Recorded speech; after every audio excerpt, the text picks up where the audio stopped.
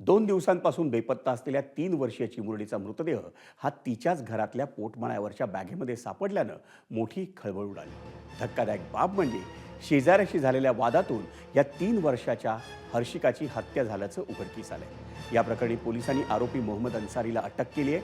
अन्सारी कुटुंबाचा लहान मुलांच्या खेळण्यावरून शेजारच्या कुटुंबाशी वाद होत होता.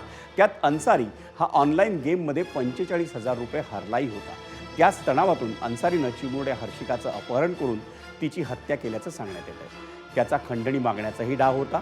आपल्या हरवलेल्या मुलीच्या शोधासाठी शेजारचं कुटुंब पोलिसांसोबत बाहेर गेल्याची संधी साधून आरोपीने तिचा मृतदेह बॅगेत भरून त्यांच्या घरातल्या पोटमाळ्यावर ठेवला. 2 दिवसानंतर घरातून दुर्गंधी येऊ लागल्यानं हर्षिकाच्या कुटुंबियांना तिचा मृतदेह सापडला. या घटनेचा आढावा घेतलाय आमचा प्रतिनिधी विनायक पाटील.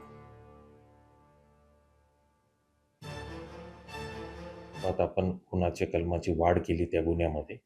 मृतदेह पोस्टमार्टम करता पाठवून त्याचं पोस्टमार्टम केलेलं आहे. गुन्ह्याचा छडा लावण्यासाठी त्या बिल्डिंगमध्ये राहणारे सर्व साक्षीदारांकडे तळोजा पोलीस आणि गुन्हे शाखेच्या पोलिसांनी विचारपूस केली. या सगळ्या इंट्रोगेशन दरम्यान त्या मयत मुलीच्या घरासमोरील घरामध्ये 1 रूमच्या घरामध्ये राहणारा मोहम्मद अन्सारी यांनी कबुली दिली की या मुलीचा खून त्याने केलेला आहे आणि तो मृतदेह त्यांनीच त्या बॅगमध्ये स्वतःकडच्या बॅगमध्ये लपवला. लहान मुलांमध्ये आहे ते खेळताना या ठिकाणी वाद होत होते आणि याच वादाचा परिणाम म्हणजे एका 3 वर्षाच्या मुलीला आपला जीव गमवावा लागलेला आहे.